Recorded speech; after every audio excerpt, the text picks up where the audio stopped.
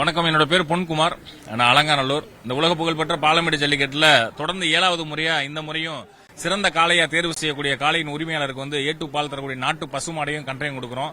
இது பாத்தீங்க அப்படின்னாக்கும் அழகிய காங்கையும் பெருங்கூட்டு இரட்டை திமிழ் மயிலை மாடு 3 ஈத்து. அதே மாதிரி பாத்தீங்கன்னா முளைப்பு கடப்பல் முளைப்பு இருக்கு. 7 நாள் ஆனா மயிலை காளை கன்று கொடுக்கிறோம். நம்ம இது பாத்தீங்க அப்படின்னா எதுக்காக இந்த பசுமாடு கண்டுக்குட்டி கொடுக்கணும் அப்படின்னம்னாக்கும் நம்ம 2016 உலகத் தமிழர்களால் வென்றெடுத்த அந்த ஒட்டுமொத்த உலகத்தமிழ் ஒற்றுமையினால் வென்றெடுத்த அந்த ஜல்லிக்கட்டு ஆனது ஏட்டு பால் தரக்கூடிய நாட்டின மாடுகளை அழிக்க நினைக்கிறார்கள். ஆகவே ஜல்லிக்கட்டை தடுக்க நினைக்கிறார்கள் என்ற கான்செப்ட்ல தான் அந்த போராட்டமே நடந்துச்சு.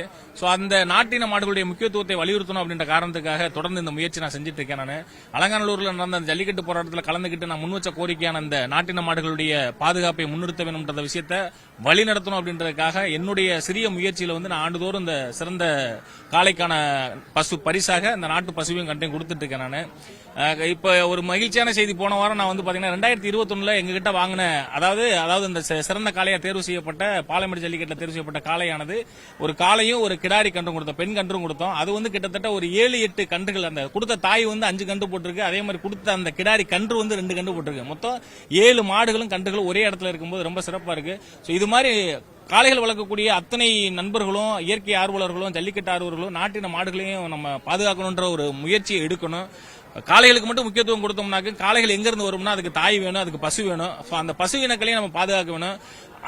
சங்க இலக்கியங்கள பாத்தீங்கன்னா 25க்கும் அதிகமான நாட்டின மாடுகள் தமிழகத்தில் வாழ்ந்ததாக குறிப்பு இருக்கு. ஆனா இப்ப பாத்தீங்க அப்படின்னா 5 வகையான மாடுகள் மட்டும் தான் இப்ப ஜல்லிக்கட்டு போட்டியில் அவுக்கப்படுது. புலிக்குளம், உம்பளச்சேரி, அதே மாதிரி பாத்தீங்கன்னா தேனி மலமாடு, வத்ராப்பு மலமாடு, காங்கேய மாடு தான் இருக்கு. இதுக்கு முன்னாடி இருந்த அந்த மிச்சம் இருக்க 20 ரக மாடுகள் என்னாச்சு?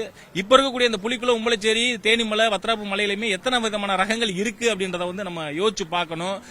சினை ஊசி போட்டு தான் இன்னைக்கு நிறைய மாடுகள் வந்துட்டு இருக்கு. ஆனா வீரியமிக்க காளைகளை இந்த மாதிரி நாட்டின பசுக்கள் பியூரா இருக்கும் போது தான் பண்ண முடியும். அதனால அனைவருமே வீட்டுக்கு ஒரு நாட்டு பசு வளர்ப்போம், வீரத்தமிழின் அடையாளம் காப்போம். அனைவருக்கும் பொங்கல் வாழ்த்துக்கள்.